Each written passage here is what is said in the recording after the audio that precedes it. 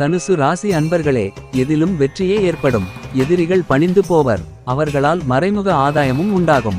ஆனால் உடல் ஆரோக்கியத்தில் கவனம் தேவை. அரசாங்க காரியங்கள் தாமதமாகவே முடியும். வழக்குகளால் மனதில் ஓர் அச்ச உணர்வு ஏற்படக்கூடும். எதிர்பாராத பணவரவுக்கும் வாய்ப்பு உண்டு.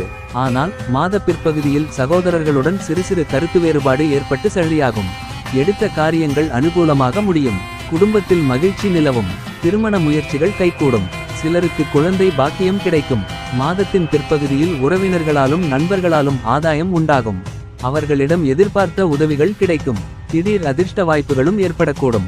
வாகனத்தில் செல்லும் போது எச்சரிக்கையாக இருக்கவும். உத்தியோகத்தில் வேலை சுமை அதிகரிக்கும் என்றாலும் சக ஊழியர்களின் ஒத்துழைப்பால் மிகச் சிறப்பாக செய்து அதிகாரிகளின் பாராட்டுகளை பெறுவீர்கள். சிலருக்கு தடைப்பட்ட பதவி உயர்வு, ஊதிய உயர்வு போன்ற பலன்கள் கிடைக்கும். தொழில் வியாபாரம் சிறப்பாக நடைபெறும். எதிர்பார்த்ததை விடவும் பணவரவு கூடுதலாக கிடைக்கும்.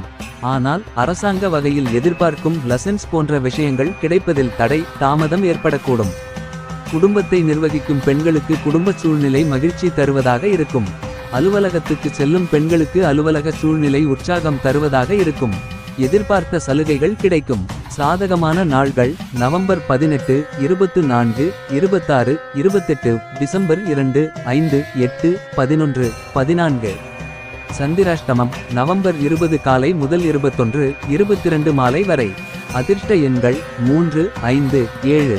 வழிபட வேண்டிய தெய்வம் முருகப்பெருமான், மகாலட்சுமி. பரிகாரம்: தினமும் கந்த சஷ்டி கவசம் பாராயணம் செய்வது நல்லது.